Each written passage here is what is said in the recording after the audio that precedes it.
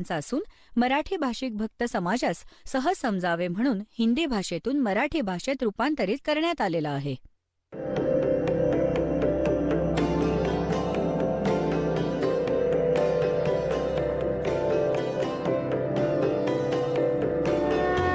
और ज्ञान सब ज्ञानडी कबीर ज्ञान सो ज्ञान और जैसे घोड़ा तोब कायम करता चले मैदान.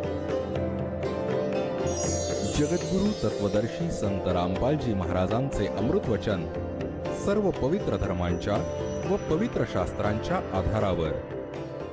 सतगुरुदेव की जय. बंदी छोड़ कबीर परमेश्वर जी की जय. बंदी छोड़ गरीबदास जी महाराज जी की जय. स्वामी रामदेवानंद जी गुरु महाराज जी की जय हो.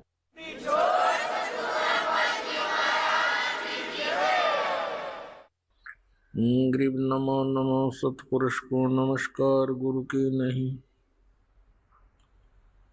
सुर नर मुनि जन साधुआ संतों सर्वसदी नहीं. सतगुरु साहेब संत सब दंडोतम प्रणाम.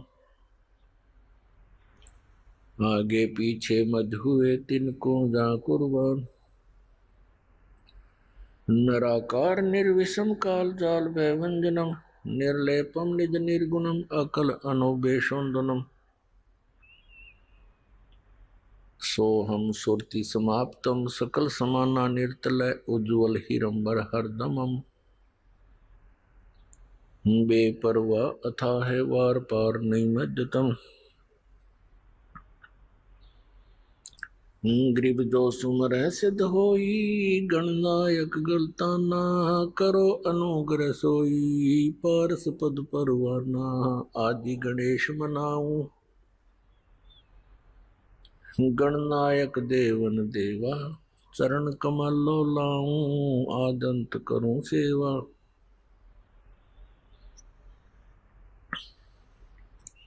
परम शक्ति संगीतम रिद्धि सिद्धि दाता सोई. अवगत गुण अतीतम सत पुरुष निर्मोही. जगदम्बा जगदीशम मंगल रूप मुरारी. तन मन अर्पों शीसम भक्ति मुक्ति भंडारी. सुर नर मुनि जन ध्यावे ब्रह्मा विष्णु महेशा. शेष सहस मुख गावे पूजे आदि गणेशा. इंद्र कुबेर सरीखा वरुण धर्म राय धामे. समर्थ जीवन जी का मन इच्छा फल पावे. 33 कोटि अधारा दावे सहस 88. उतरे बहु जल पारा कट है यम की फांसी. 33 कोटि अधारा द्यावे सहस 88. उतरे बहु जल पारा कट है यम की फांसी. कर जोरूं विनती करूं धरूं चरण पर शीश. गुरु जी राम देवानंद जी महाराज ने दियो नाम बख्शीश. कोटि कोटि सिजदा करूं कोटि कोटि प्रणाम. चरण कमल में राखियो मैं बांधी जाम गुलाम. मुकुता हूँ गुरुदेव का रामपाल दास का नाम. गले प्रेम की जेवड़ी झांखे चोहा जाऊं. तो करो तो बावड़ू दूर दूर करो तो जाऊं. ज्यों राखो त्यों ही रहूं जो देवो सो खाऊं. जय इब के सतगुरु मिले सब दुख आँखों रोए. चरणों ऊपर शीश धरूं कहूँ जो कहनी हो. कबीर साईं मिल लेंगे, पूछेंगे कुशलात, आदि अंत की सब कहूं अपने दिल की बात। गुरु जी तुम न भूलियो, चाहे लाख लोग मिल जाए, हम जैसे तुमको बहुत है, तुमसे हमको नहीं। तुम्हारे विसारे क्या बने, मैं किसकी शरण में जाऊं। शिव बिरंच मुनि नारद, तिनके हृदय न समाऊं। अवगुण किए तो बहुत किए, अवगुण किए तो बहुत किए, करत न मानी हारे। भावे बंदा बख्श दियो, भावे गर्दन उतार। अवगुण मेरे बाप जी, बख्शो गरीब नवाज। जो मैं पूत कुपूत हूँ, बोर पिता को लाज। मैं अपराधी जन्म का, नक्शक बरे विकार। तुम दाता दुख भंजना, मेरी करो संभार। सूरत करो मम साइया, हम हैं भव जल माही। आप ही बह जावांगे जो, तुम न पकड़ोगे बाह। हे बंदी छोड़ दयाल जी, तुम तक हमारी दौड़े। जैसे कागज जहाज को, अब सूजत और न ठोरे। परमपिता परमात्मा पूर्ण ब्रह्म, सर्व सृष्टीचे रचनाकार कबीर देवजी, कबीर परमेश्वरजी हे तेच परमात्मा आहेत जे काशी शहरात भारतवर्षच्या पावन पृथ्वीवर एक लहरतारा नावाच्या तलावाच्या वर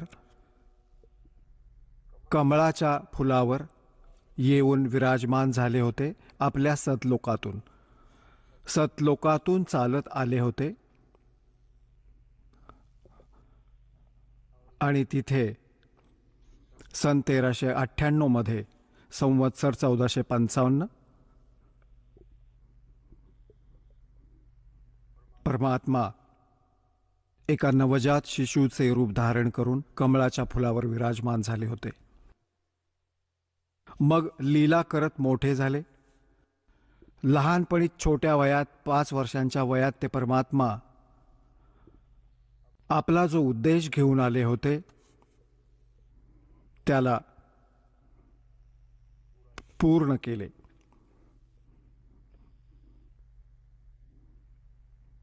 पुण्यात्म्यांनो,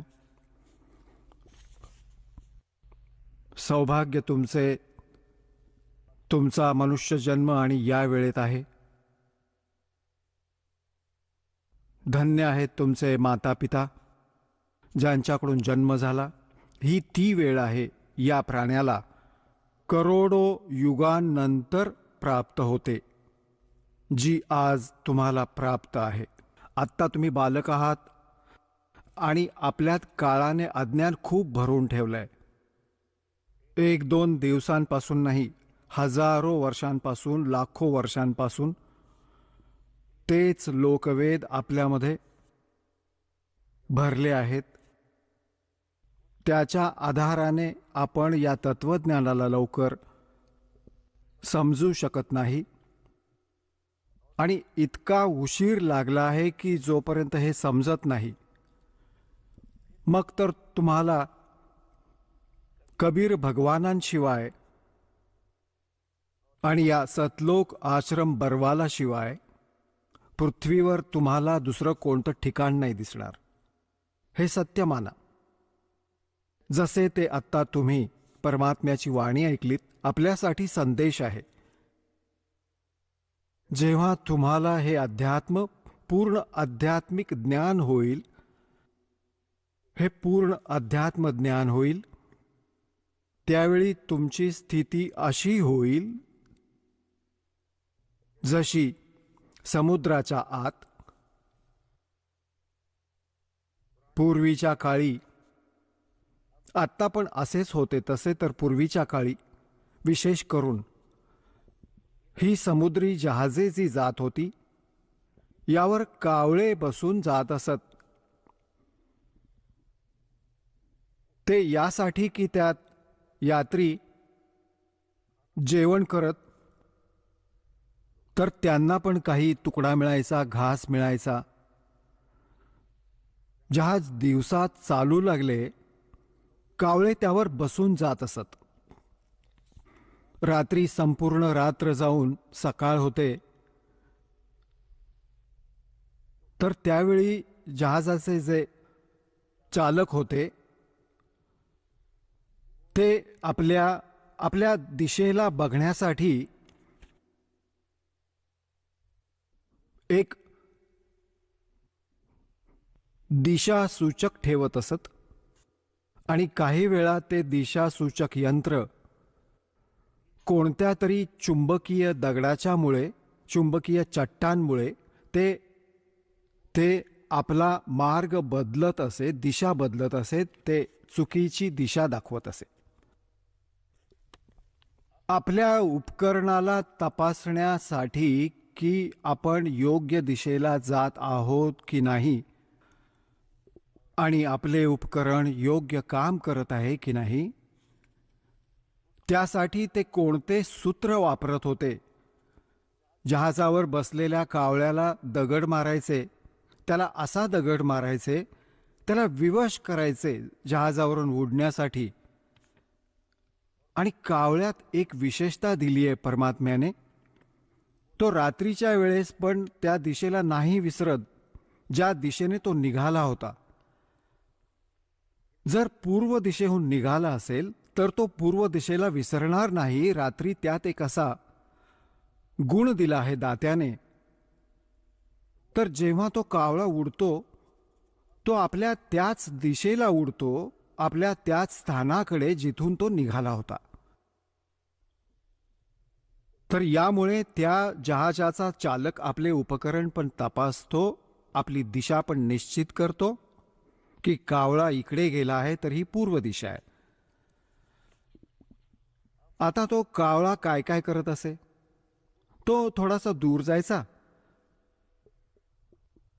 जास्तीत जास्त 100-200 फूट, आणि तो काय बघे की कुठेही त्याला बसायचे ठिकाण नाही, सगळीकडे पाणीच पाणी आहे.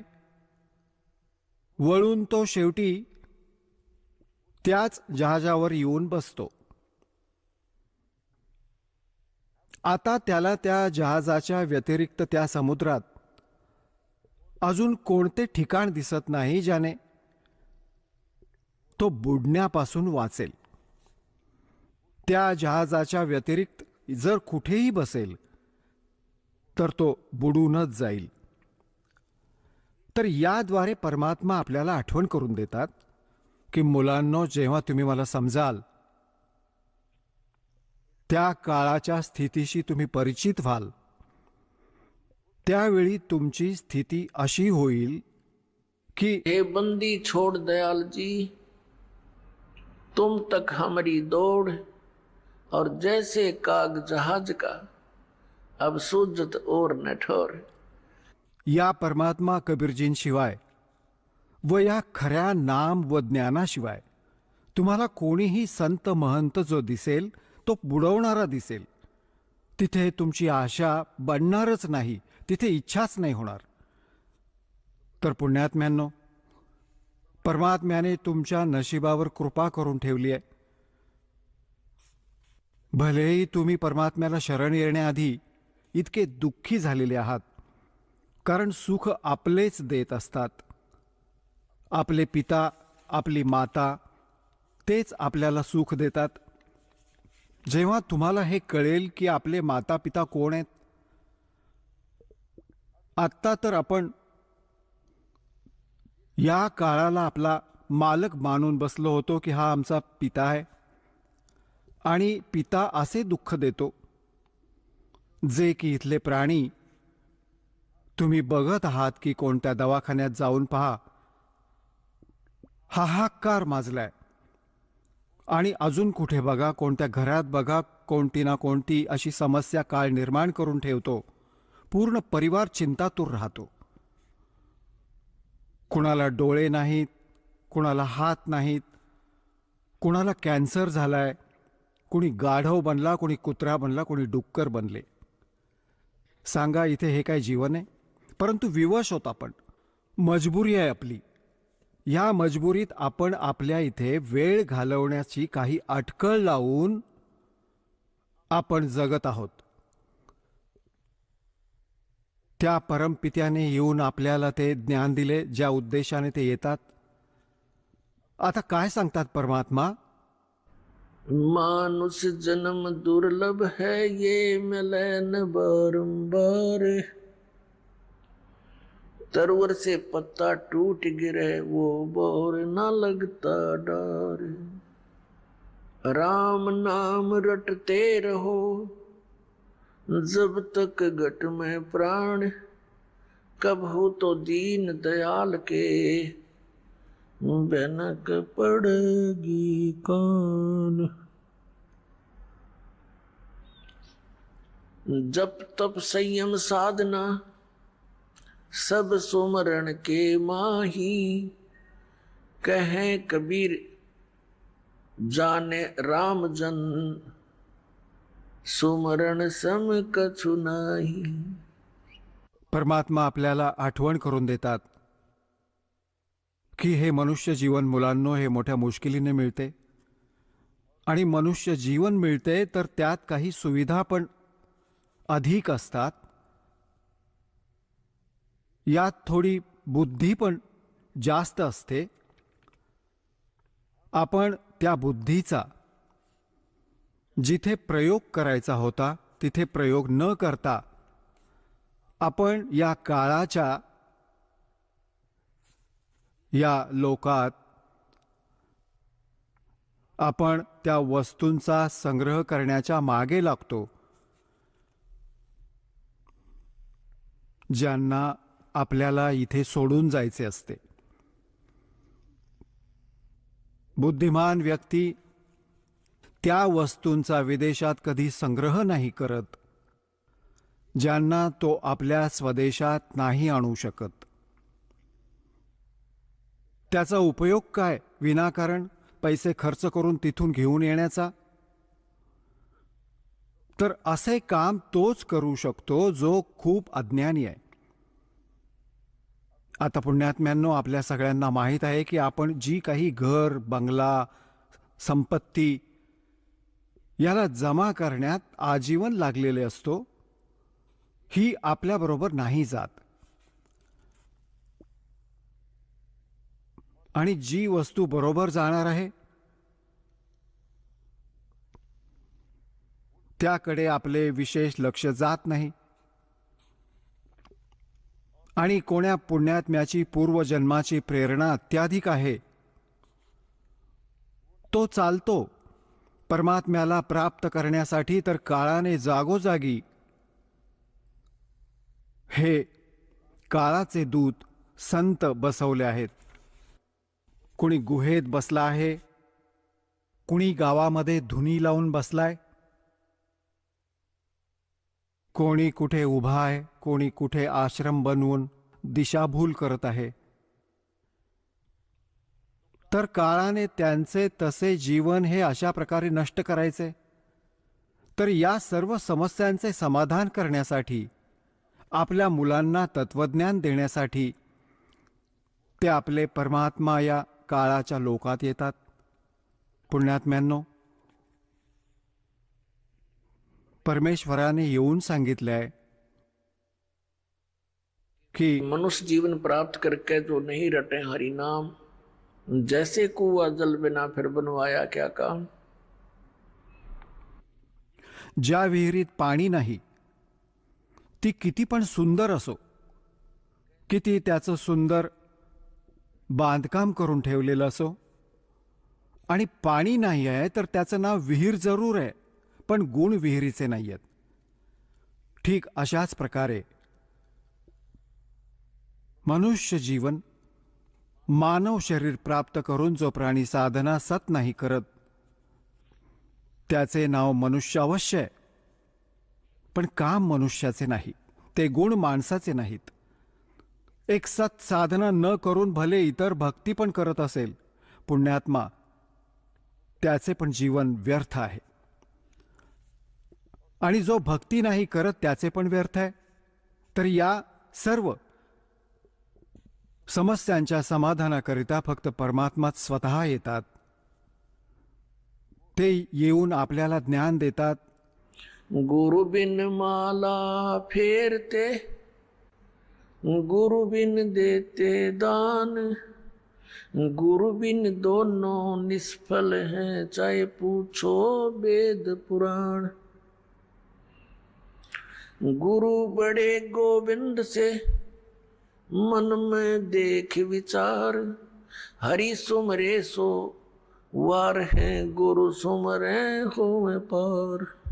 परमेश्वराने येऊन आपल्याला या पूर्ण प्रक्रियेशी परिचित केले आहे की परमात्मा कसे प्राप्त होऊ शकतात, तुम्ही काळाच्या जाळ्यातून कसे सुटू शकता. त्यासाठी सर्वात पहिल्यांदा मालकांनी सांगितले आहे की सर्वात पहिल्यांदा गुरु हवा, आणि गुरु पूर्ण हवा.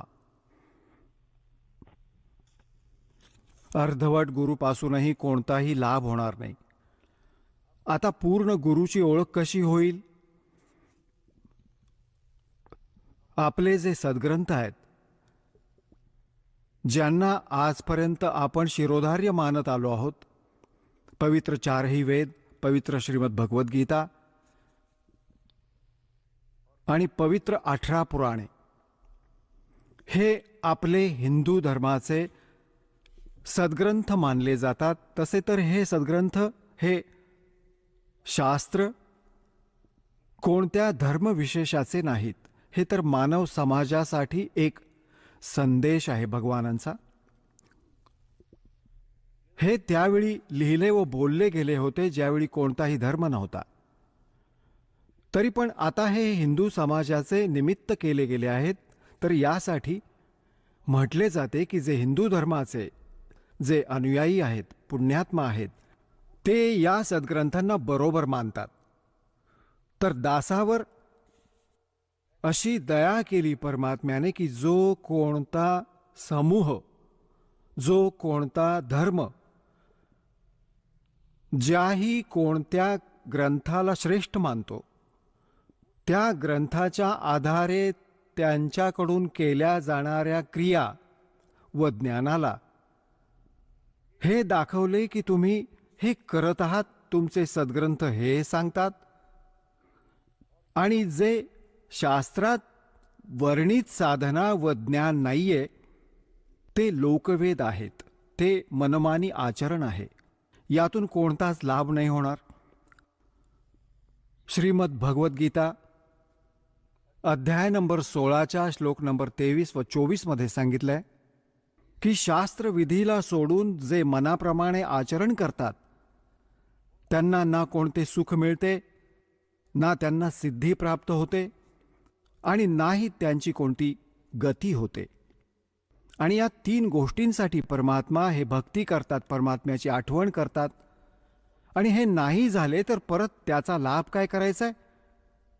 व्यर्थ प्रयत्न होतील. आता पुण्यात्म्यांनो, परमात्म्याने येऊन हे ज्ञान दिले की सगळ्यात पहिल्यांदा तुमचा गुरु हवा. गुरु पण पूर्ण हवा. हे गुरु खोट्या गुरूंनी सगळे काम बिघडवून ठेवले.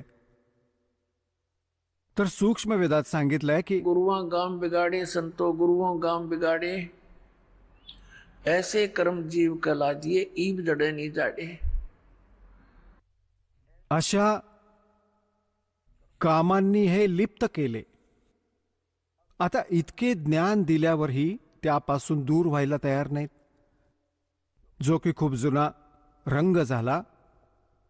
तर पुण्यात्म्यांनो, परमात्मा जेव्हा इथे आले छोट्याशा 5 वर्षांच्या वयात, ते आपल्या यथार्थ ज्ञानाचा प्रचार करू लागले होते. त्यांच्या ज्ञानाच्या पुढे मोठे मोठे ऋषी, महर्षी, मंडलेश्वर सगळे परास्त झाले होते. परंतु या मनाची अशी वृत्ती आहे, खऱ्याचे ज्ञान होऊन जाते तरी पण तिथून हलण्यास तयार नाही.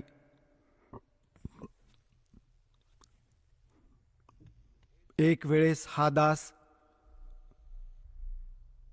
नगरात शहरात सत्संग करू लागला होता. भक्तांनी सगळ्यांनी मिळून ही योजना केली होती. सन 2003 मध्ये आमचा एक एपिसोड तयार केला गेला होता, परिभाषा प्रभू की, आणि त्या आस्था चॅनेलवर तो दाखवला गेला होता. तो 6 महिने चालू होता. हे सगळे संत आणि पंथ चिडले. त्यांनी त्या आस्था चॅनेलच्या मालकावर इतका दबाव आणला की या कार्यक्रमाला बंद करा, नाहीतर आमचे सगळे कार्यक्रम परत घेऊ. हे तर कळण्यासारखेच आहे की जिथे हे चालेल त्याचं तिथे कुठले चालू नाही शकणार, कुणी ऐकणारच नाही. तर त्यांनी नाईलाजाने आमचा कार्यक्रम बंद केला. समस्या आली ही परमात्म्याचा संदेश त्याच्या मुलांपर्यंत जायचा होता. या काळाच्या दूतांनी त्याला आडकाठी घातली. मग नगरात योजना बनवली. नगरात जाऊन प्रचार करावा, पुस्तके वाटावीत आणि सीडी बनवून द्यावीत. हा कार्यक्रम चालू केला तर त्यात पण विरोध निर्माण केला. नगरात परत भांडणं करायला यायला लागले. तर तेव्हा हा दास हे ज्ञान सांगत होता. एक बहीण आली एका नगरात, एका शहरात, आणि त्या शहरात स्थानिक जे चॅनेल्स असतात, स्थानिक जसे केबल पद्धती असते, त्यावर आम्ही 15-20 दिवस आधी ती सीडी चालवत होतो त्याला देऊन, कारण की शहरातील लोक याने परिचित व्हावेत की आम्ही त्यांना काय सांगू इच्छित आहोत.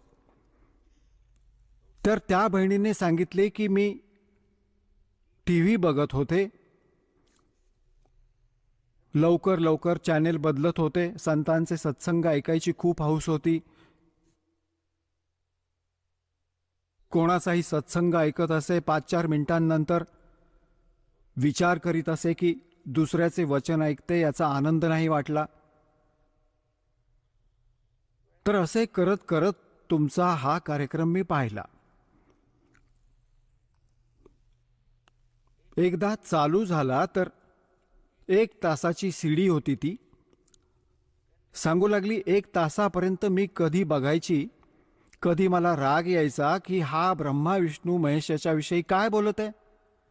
आणि जेव्हा प्रमाण दाखवायचे, कारण मी त्यांना वाचत होते, मला आठवत पण होते आणि माझ्याजवळ ते ठेवले पण होते, असे करत करत ते सगळे काही 15-20 दिवस एकसंधपणे कार्यक्रम पाहिला तिने. आता ती म्हणू लागली की हे सर्व समजले की जी साधना मी करत आहे ती युजलेस आहे, परंतु या भगवानांमध्ये इतकी श्रद्धा झाली होती, आता यांना सोडायचे मन नाही करत. सांगा, असे रंगलो आम्ही या रंगात. हे कळले की या भक्तीने कोणता फायदा नाही आणि आजीवन केली याकरता त्यात असे रंगून गेलो, तर आज या दासाच्या समोर इतकी समस्या आली आहे. परंतु परमात्म्याने दया केली, आपल्या मुलांना शिक्षित करून ठेवले. परमात्म्याचे कोणतेही काम त्रुटीयुक्त नाही असत. परमेश्वराने 600 वर्षांपूर्वी आपला प्रिय आत्मा धर्मदास यांना सांगितले होते, कारण धर्मदास खूप दुःखी झाला होता. धर्मदासजी हिंदू धर्मात जन्मले होते. वैश्य कुळात जन्म होता. व्यापाऱ्याच्या घरात. खूप मोठा धनी परिवार होता त्यांचा. परंतु भगवानावर दृढ श्रद्धा होती. श्रीराम कृष्ण आणि शंकर भगवानांची पूजा करत करत मथुरेला पोहोचला आपल्या हिंदू गुरुजींद्वारा दिल्या गेलेल्या मार्गदर्शनाच्या आधाराने. त्यांचे रूपदास नावाचे गुरुजी होते. रूपदासजींनी त्यांना हे शिकवून ठेवले होते, रामकृष्णाचा जप जपत रहा, शंकर भगवानाची पूजा सोबत करत रहा, विष्णूजींची इष्ट रूपात पूजा करायला सांगितली होती, कारण ते वैष्णव संत होते. आता जेव्हा परमात्मा तिथे पोहोचले मथुरामध्ये, धर्मदासजी एका तलावात स्नान करून, ज्याला मथुरेचे तीर्थ म्हणतात, की श्रीकृष्णजी इथे स्नान करत होते, इथे खेळत असत, त्यात स्नान करून तो बाहेर आला आणि एका तांब्यात पाणी भरून बरोबर ठेवले. काही जागा गाईचे शेण आणि माती मिसळून काही सारवून घेतले, काही लिंपून घेतले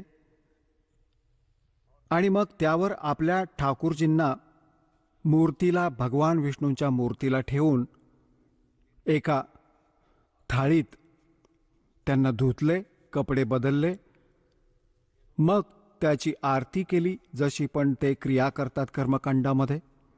तो असे आपले नित्यनियम करत होता. परमात्मा म्हणतात, गोता मारू स्वर्ग में जा बैठूं पाताले, कह कबीर ढूंढता फिरूं अपने हीरे मोती लाल. जसे की वेदात प्रमाण आहे की तो परमात्मा वरती तिसऱ्या मुक्तिधाम म्हणजे सतलोकात राहतो, रितधामात. रित म्हणजे सत, धाम म्हणजे लोक, आणि तिथून गती करून येतो चालत, खूप तीव्र गतीने, आणि चांगल्या आत्म्यांना भेटतो, त्यांना ज्ञान समजावतो, यथार्थ ज्ञान देतो. जे दृढ भक्त असतात त्यांना पूर्ण ज्ञान सांगतो. आपल्या त्या गुणांच्या आधाराने तो परमात्मा तिथे आला, एका जिंदा महात्म्याचे रूप घेऊन. धर्मदासजींच्या जवळ थोड्याशा अंतरावर बसले. जिंदा महात्मा मुसलमानांमध्ये असतात. त्यांची वेशभूषा जी जिंदावाली असते, अधिकतर ते जिंदा महात्मा मुसलमानात असतात. परंतु जनसाधारण त्यांना साधू संत एकसारखेच मानतात, काही अंतर नाही मानत.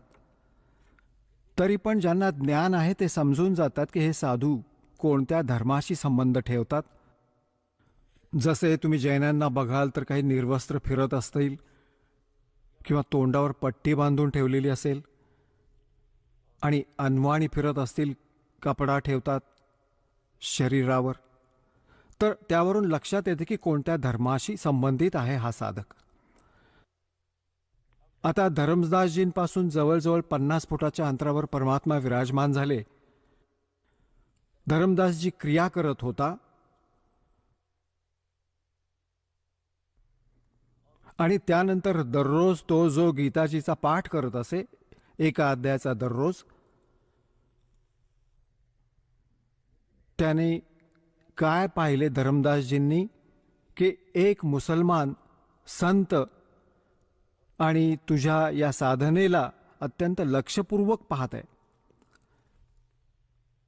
तर त्याने विचार केला, हे स्वाभाविक असतं प्रत्येक भक्त आत्म्याचे की निसंशय तो कोणत्याही धर्माशी संबंधित असू दे, जो भक्त असेल, धार्मिक असेल, त्यात द्वेष नाही असत. द्वेष व आपल्यातही ही भांडणाची व्यवस्था हे नकली गुरुच करवत असतात. तर प्रत्येकाची ही मनपूर्वक इच्छा असते की माझेवाले ज्ञान बरोबर आहे आणि याला आपलेवाले ज्ञान सांगू, याचे पण कल्याण होईल.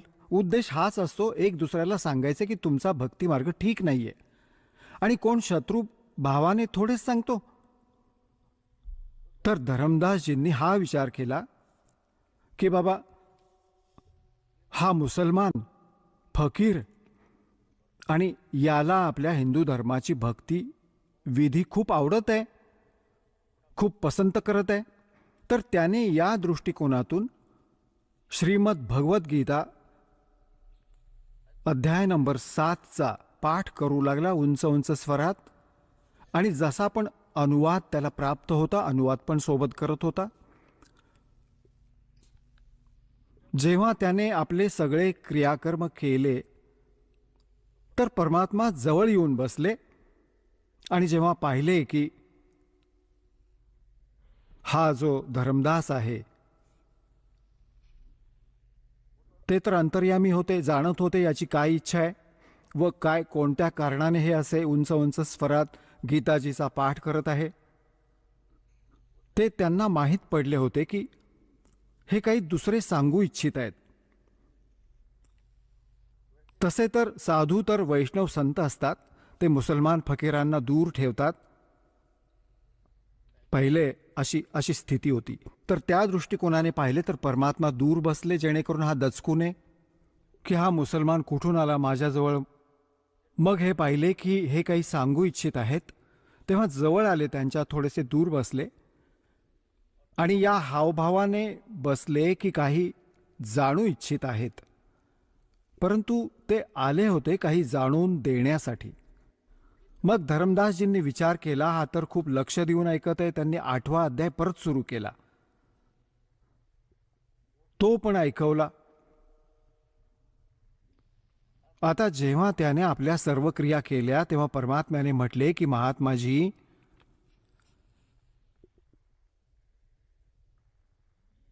आता पुण्यात्म्यांनो, तुम्ही जरासा विचार करा. हा परमात्मा आपल्या आपल्या पित्याकडे बघा लक्षपूर्वक. ते आपल्यासाठी किती भटकत आहेत. परमात्मा म्हणतात, कबीरजी, मैं रोवत हूं सृष्टि को और सृष्टि रोवे मोहे, और कह कबीर हमारे वियोग को ये समझ ना सकता कोई. मी तर या मुलांसाठी रडत आहे की तुम्ही चुकीच्या स्थानावर फसला आहात. इथे तुमचे काही पण नाहीये. तुम्हाला मूर्ख बनवून ठेवलंय. हा मुलगा, ही मुलगी, ही गाडी, हे घर, आजीवन यातच मग्न असता आणि एका मिनिटात मृत्यू करवतो, मग गाढव बनवून सोडून देतो. ते घर, मुलगी, गाडी तुमची कशी होईल? इतकेच काम करा जितके वेळ घालवण्यासाठी. आणि तुम्ही काय करता आहात? साधना चुकीची करवून घेत आहे तुमच्याकडून, मग पशु पक्षी बनवतो. आणि आपल्याला काळाने असे चुकीचे मार्गदर्शन केले, आपल्यापर्यंत पोहोचणे पण परमात्म्याला कठीण होत आहे. तसे भगवानासाठी कठीण शब्दप्रयोग करणे स्वभावतः दासाला रुचत नाही. तरी बघत आहे की त्या परमात्म्याने किती संघर्ष करत आपल्यापर्यंत पोहोचलेत. आपल्याच मुलांना आपल्याविषयी सांगण्यासाठी ते धर्मदासजींना तर म्हणतात, हे महात्माजी, आणि स्वतः बनतात जिज्ञासू दास आणि म्हणतात, हे वैष्णव महात्मा, तुमचे ज्ञान मला खूप चांगले वाटले. तुम्ही तर कमाल केलीत. अशी वाणी बोलली आहे की माझ्या आत्म्याला ओढून घेतले. हे महात्माजी, काही असे विधी अजून सांगा ज्याने माझे कल्याण होईल. आता धरमदासजी मोठे प्रसन्न झाले की जसा मी विचार केला तसेच झाले. हे जिज्ञासू व मुसलमान महात्मा असूनही आणि आमच्या हिंदू धर्माच्या क्रियांना, साधनेला, भक्तीला याने पसंत केले. तर धरमदासजी परत सांगू लागले की सर्वात पहिल्यांदा गुरु बनवला पाहिजे. आणि तर परमात्मा म्हणाले, ठीक आहे, तर मी तुम्हाला गुरु बनवतो. मला दीक्षा द्या आणि ज्ञान सांगा. धरमदासजी सांगू लागले, असे नाही, मी तुम्हाला शिष्य नाही बनवू शकत, कारण शिष्य बनवणे घोर पाप आपल्या डोक्यावर घेणे असते त्या व्यक्तीचे. आमचे गुरुजी आहेत, तेच नाम देतात आणि तुम्हाला मी माझ्या गुरुजींकडून दीक्षा मिळवून देईन. परमात्म्याने सांगितले, मला कल्याण पाहिजे आणि कोणाकडूनही दीक्षा मिळवून द्या, परंतु त्याआधी मी माझ्या काही शंकांचं समाधान इच्छितो. जेव्हा माझ्या शंकांचे समाधान होईल तेव्हा मी तुमच्याबरोबर तुमच्या गुरुजींकडे चलून आणि दीक्षित होईन. तर धरमदासजी म्हणाले की बोला, काय शंका आहे? मी पहिले तर तुम्ही तुमची पूर्ण क्रिया सांगा, कोणकोणत्या क्रिया मला करायला लागतील. आता धरमदासजी बुद्धिमान होते आणि परमात्म्याच्या ज्ञानाने खूप काही परिचित पण होते, नियमांशी परिचित होते, ज्ञानाने तर नव्हते परिचित. तर त्याने सांगितले की बघा, मी आपल्याला क्रिया नाही सांगू शकत, मी सांगतो की मी कोणकोणत्या क्रिया करत आहे. एकादशीचे व्रत ठेवतो आम्ही, आणि रामकृष्ण आणि सीताराम, राधेश्याम, शंकर भगवान हे आम्ही गुरुजींनी आम्हाला नाम दिले आहे, तो जप करतो. आणि तीर्थांचे भ्रमण करतो, तीर्थस्नान करतो आणि आम्ही व्रत करतो. तर अशी क्रिया केल्याने आम्ही स्वर्गात जाऊ, आमच्या गुरुजींनी असे सांगून ठेवले आहे. तेव्हा परमात्म्याने म्हटले की तुमचे इष्टदेव कोण आहेत? की विष्णू भगवान, श्री विष्णू भगवान, नारायण. आणि श्रीमद भगवद्गीतेचे ज्ञान कोणी सांगितले? जसे की तुम्ही वाचत होतात, धरमदासजींनी सांगितले की श्रीकृष्णजींनी सांगितले, जे विष्णू अर्थात भगवान नारायणाचे अवतार आहेत. आणि हेच सर्व शक्तिमान आहेत, अखिल ब्रह्मांडाचे स्वामी आहेत, नायक आहेत, हेच परम ब्रह्म आहेत. तर परमात्म्याने म्हटले की तुम्ही आता गीता पाठ करत होतात. गीताजीमध्ये मी अजूनही काही संतांकडून ऐकलेले आहे. 18व्या अध्यायाच्या 62व्या श्लोकात गीता ज्ञानदाता स्वतः सांगत आहे की अर्जुन, तू सर्व भावाने त्या परमेश्वराला शरण जा, ज्याच्या कृपेने तू परमशांतीला आणि सनातन परमधामाला प्राप्त होशील. तर तो परमात्मा तर त्या गीता ज्ञानदात्यापेक्षा वेगळा झाला धरमदासजी. आता धरमदासजींना जसा पाठ शिकवलेला होता त्या नकली गुरु धर्मगुरूंनी, तर तो म्हणे की नाहीजी, नाहीजी, कृष्णजी आपल्याबद्दल म्हणत आहेत, आपल्याबद्दल म्हणत आहेत. परमेश्वराने म्हटले, श्रीकृष्णजी विष्णू अवतार आहे. म्हणाला, बिलकुल, ते विष्णूजी श्रीकृष्ण रूपात देवकीच्या गर्भातून जन्मले होते. ठीक आहे. आणि गीताजीचे ज्ञान श्रीकृष्णाने दिले. म्हणाला, हो. आणि श्रीकृष्ण जींचा जन्म होतो जसा विष्णूजींचा जन्म मृत्यू होतो की नाही? म्हणू लागले, नाही, हे तर अजरामर आहेत, सर्वेश्वर महेश्वर. तर शाश्वत स्थान कशाला म्हणतात? धरमदासजींनी म्हटले की शाश्वतचा अर्थ ज्याचा शेवट कधी नाही होत, सदा राहणारा. आणि तुम्ही श्रीविष्णूजीला अमर सांगता. गीताजीचे ज्ञान पण श्रीविष्णूजी अर्थात श्रीकृष्णजींनी दिले सांगता. बिलकुल सत्य आहे, धर्मदासजी म्हणाले. तेव्हा परमात्म्याने म्हटले गीताध्याय नंबर 4च्या श्लोक नंबर 5 व 9 मध्ये, गीता अध्याय नंबर 2च्या श्लोक 12 मध्ये, गीता अध्याय नंबर 10च्या श्लोक नंबर 2 मध्ये, तुमचा गीता ज्ञानदाता सांगतो, अर्जुन तुझे व माझे खूप जन्म झाले, तू नाही जाणत, मी जाणतो. तर हे अविनाशी कसे झाले महात्माजी? आता पुण्यात्म्यांनो, जसे तुम्हाला सांगितले होते की हे कळून चुकले की खरोखरच आपण चुकीची दिशा पकडून आहोत, परंतु हा मागचा रंग व अहम अभिमान ही काळाची चाल आहे. हे लवकर बरे नाही होत, परंतु परमात्म्याकडे असा हातोडा आहे, याने त्यांना ठीक करेल, मग याने कधीच गडबड नाही होणार. या प्रकारे परमात्म्याने अशा पद्धतीने त्याला प्रश्न केला, तो सुन्न झाला. तर परमात्म्याने म्हटले की तुम्ही तर अजरामर म्हणत आहात, यांचा तर जन्ममृत्यू होतो. आता आपण 7व्या अध्यायाच्या 29व्या श्लोकात वाचले की जी व्यक्ती जरा व मरणातून सुटका होण्यासाठी प्रयत्न करते ती त्या तत्ब्रह्मशी आणि सर्व अध्यात्माशी, सर्व कर्मांशी पूर्ण परिचित होते.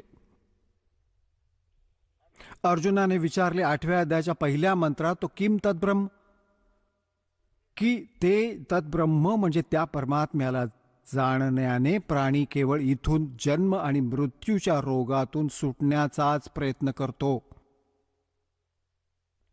ते किम तद्ब्रह्म, ते तद्ब्रह्म कोण आहे? मग गीता ज्ञानदाता 8व्या अध्यायाच्या 3ऱ्या श्लोकात सांगतो, तो परम अक्षर ब्रह्म आहे. तर हा गीता ज्ञानदात्यापेक्षा तर अन्य झाला. आता धर्मदासजी तर बिलकुल जसा साप हुंगून गेला ना, अशा स्थितीत आले, खूप सुन्न झाले. तर गीता ज्ञानदात्याहून कोणी अन्य भगवान आहे, ज्याला जाणल्यानंतर मग संसारातल्या कोणत्या वस्तूचा मोह नाही राहत. मग परमात्म्याने सांगितले की तुम्ही आता 8वा अध्याय वाचला. 8व्या अध्यायाच्या 5 व 7व्या श्लोकात गीता ज्ञानदाता अर्जुनाला म्हणत आहे की तू माझी भक्ती कर, मला प्राप्त होशील. गीताजीच्या अध्याय नंबर 8च्या श्लोक नंबर 8, 9, 10 मध्ये लगेच म्हटले आहे की त्या परमअक्षर ब्रह्मची भक्ती करशील तर त्याला प्राप्त होशील.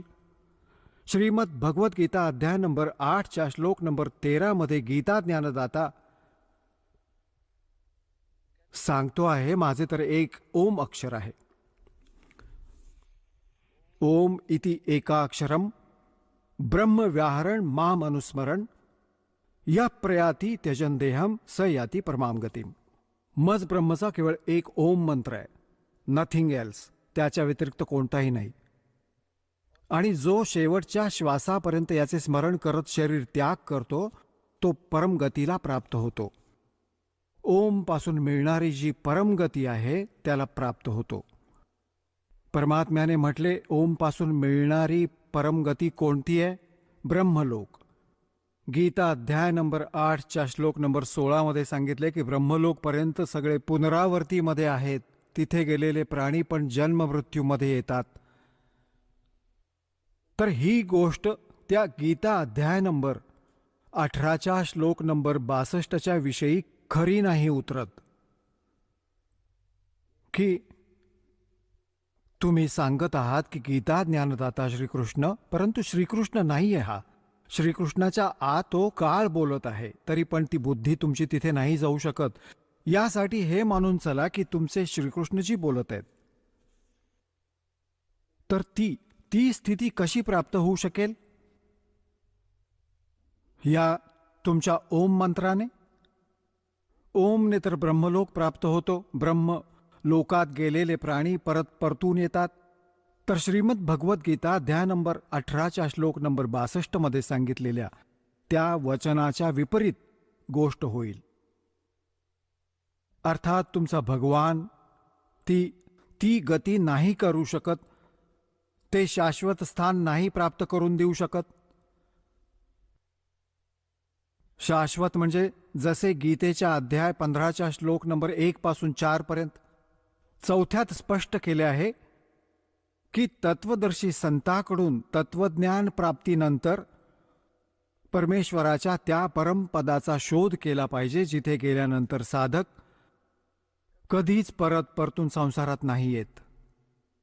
आणि ज्या परमेश्वराने सर्व ब्रह्मांडाची रचना केली आहे, केवळ त्याचीच भक्ती करा, गीता ज्ञानदाता सांगत आहे. आणि तुमच्या भगवानाचे ओम नामाच्या जपाने ब्रह्मलोक प्राप्ती, ब्रह्मलोकात गेलेले प्राणी परत पुनरावर्तीमध्ये येतात, जन्ममृत्यू होतो.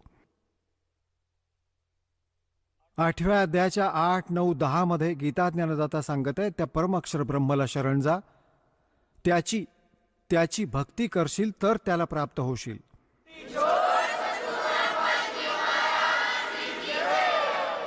चला आता आपण त्या श्रद्धाळूंचे अनुभव जाणून घेऊयात, ज्यांनी जगद्गुरू तत्वदर्शी संत रामपालजी महाराजांकडून दीक्षा प्राप्त केलेली आहे, तसेच त्यांच्याद्वारा सांगितलेल्या भक्ती मार्गावर चालत आहेत. नमस्कार सतसाहेब. आपलं नाव? गणपती ईश्वर कांबळे. आपण कुठून आलात? मुक्काम दरे, तालुका वाळवा, जिल्हा सांगली. आपला व्यवसाय काय आहे? शेती. संत रामपालजी महाराजांची गुरुदीक्षा आपण कधी घेतली? 29 मे 2019ला. संत रामपालजी महाराजांची गुरुदीक्षा घेण्या अगोदर आपण व आपला परिवार कोणती भक्ती साधना करत होतात? जे वाडवडील करत होते लहानपणापासून, प्रत्येक शनिवारी मारुतीची पूजा करायचो. रुईच्या पानाची माळ करून तेल व्हायचो. तसेच ग्रामदैवक काशिमपीर म्हणून गावात एक दैवत होतं. प्रत्येक गुरुवारी आम्ही नारळ, उदबत्ती, साखर घेऊन जायचो.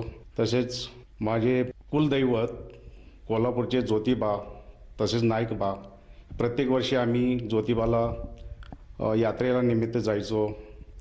चोकाळणी पाकाळणी जे पद्धतीने भक्ती करायचो सहपरिवारात.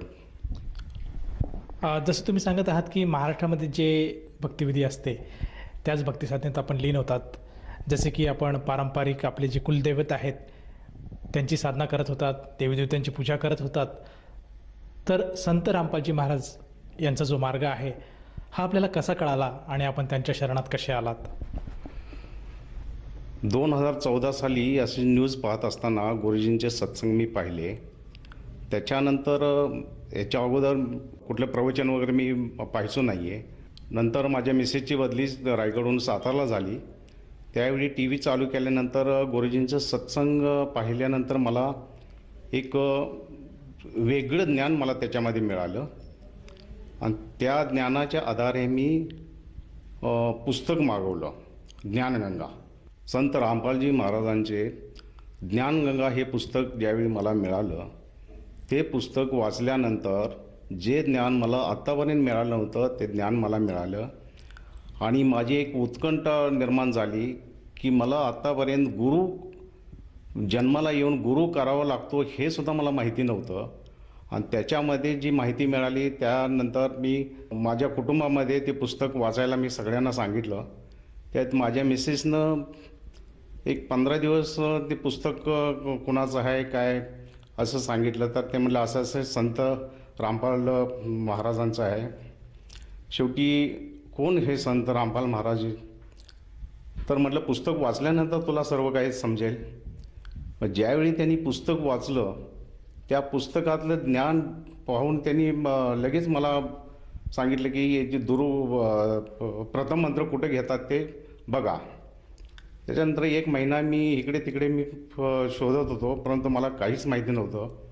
मग शेवटी मिसेस म्हटलं की जिथून पुस्तक तुम्ही मागवले तिकडे तुम्ही फोन करा. शेवटी आम्ही बरवालाला फोन केला आणि तिकडून मग त्यांनी पुण्याचा आणि कोल्हापूरचा नंबर दिला. नंतर मला जवळ कोल्हापूर वाटल्यानंतर आम्ही कोल्हापूरला गेलो आणि कोल्हापूरला प्रथम मंत्र घेतला. सर, जसं तुम्ही सांगत आहात की संत रामपालजी महाराजांचे सत्संग आपण बघत होतात, त्याचप्रमाणे आपल्याला ज्ञानगंगा हे पुस्तकसुद्धा संत रामपालजी महाराजांच्या दयेने मिळालं होतं. ते पुस्तकसुद्धा आपण अध्ययन केलं आणि त्यातनं आपल्याला जाणवलं की संत रामपालजी महाराजांची दीक्षा घ्यायला हवी. तर आपण कोल्हापूरला जाऊन संत रामपालजी महाराजांच्या नामदान सेंटरवर जाऊन तिथे आपण संत रामपालजी महाराजांकडनं गुरुपदेश घेतला. तर त्या नामदीक्षेमुळे आणि त्या सद्मंत्रामुळे आपल्याला व आपल्या परिवाराला काय काय लाभ प्राप्त झालेत? संत रामपाल महाराजांची भक्ती घेण्याच्या अगोदर आर्थिकदृष्ट्या आम्ही पूर्ण बर्बाद झालो होतो. मला शारीरिक व्याधी निर्माण झाली होती. माझी एन्जिओग्राफी 2015ला झाली. जवळजवळ 40-45 हजार रुपये खर्च झाले. परत 6-6 महिन्याला मला रायगडवरून पुण्याला हॉस्पिटलमध्ये जावं लागायचं. परत 2019ला ज्यावेळी आम्ही नामदीक्षा घेतली तेव्हापासून माझ्या पूर्ण गोळ्या बंद झालेल्या आहेत. मला BP हार्टचा प्रॉब्लेम होता आणि आजपर्यंत मी एकही गोळी घेतलेली नाही आहे. माझ्या परिवारामध्ये माझ्या पत्नीने, माझ्या मुलानं, माझ्या मुलीनं, तसेच माझी 85 वर्षाची माझी आई, तिनंसुद्धा नामदीक्षा घेतली. माझ्या आईला 1 दिवस आड इंजेक्शन लागायचं, गोळ्या लागायच्या. शारीरिक व्याधीसाठी पाय दुखायचे, गुडघे दुखायचे. आजही ती पूर्ण परमात्म्याची भक्ती घेतलेली आहे संत रामपाल गुरुजींची. त्यामुळं माझी पूर्ण फॅमिली सद्भक्तीमध्ये आलेले आहे. संत रामपाल महाराजांच्या हे अनमोल ज्ञान आम्हाला कधीही माहिती नव्हतं. हे सतज्ञान ज्यावेळी आम्ही पुस्तक वाचल्यानंतर आम्हाला आमच्या डोक्यामध्ये माहिती झाले की स्वर्ग नर्क याच्यापेक्षा सतलोक हे एक स्थान आहे, हे आम्हाला त्या भक्तीमधून समजलं. सर, जसं आपण सांगत आहात की संत रामपालजी महाराजांची नामदीक्षा घेतल्यानंतर आपल्याला व आपल्या परिवाराला बरेचसे लाभ प्राप्त झालेत. तर ह्या अनुषंगाने आपण जो इतर आज श्रद्धाळू वर्ग आपल्याला TV चॅनलच्या माध्यमातून बघत आहेत त्यांना उपदेशून आपण काय संदेश द्याल? विविध चॅनलवरती संत रामपाल गुरुजींचे सत्संग चालू असतात. ते सत्संग तुम्ही ऐकून पाहून सर्वांनी नामदीक्षा घ्यावी आणि आपले कल्याण करावे. सर, जसं तुम्ही सांगत आहात की संत रामपालजी महाराजांच्या दयेने आज विविध चॅनलवर संत रामपालजी महाराजांचे सत्संग येतात. त्या सत्संगाचं अमृतज्ञान आज प्रत्येकाने घेतलं पाहिजे आणि त्यातून जो काही बोध घेतल्यानंतर एखाद्या व्यक्तीला अशी इच्छा उत्पन्न होत असेल की आपणसुद्धा संत रामपालजी महाराजांची नामदीक्षा घ्यावी, तर ती व्यक्ती सद्गुरू संत रामपालजी महाराजांची नामदीक्षा कशी घेऊ शकेल? आता पूर्ण भारतभर प्रत्येक जिल्ह्यामध्ये, प्रत्येक स्टेटमध्ये नामदान सेंटर ओपन केलेले आहेत आणि प्रत्येकाने विविध चॅनल ते सत्संगाच्या खाली एक नंबर येतात. ते नंबर तुम्ही डायल करून तुम्ही अनुग्रह घेऊ शकता. सर, जसं तुम्ही सांगत आहात की संत रामपालजी महाराजांच्या दयेने आज महाराष्ट्रामध्ये प्रत्येक जिल्ह्यामध्ये नामदान केंद्राची सुविधा उपलब्ध आहे आणि आज आपण आपल्या ज्या TVवर जे काही मोबाईल नंबर फ्लॅश होत आहेत त्या नंबरवर जर संपर्क साधला तर आपल्याला जवळच्या नामदान केंद्राची माहिती मिळेल आणि तेथे जाऊन तो साधक नामदीक्षा घेऊ शकेल. परंतु मला असं विचारायचं आहे की या नामदीक्षेसाठी त्या साधकाला किती पैसे मोजावे लागतील? नामदीक्षा घ्यायला 1 रुपयाही खर्च लागत नाही आहे आणि विनामूल्य सगळं साहित्य मिळतं. धन्यवाद. सत्साहेब.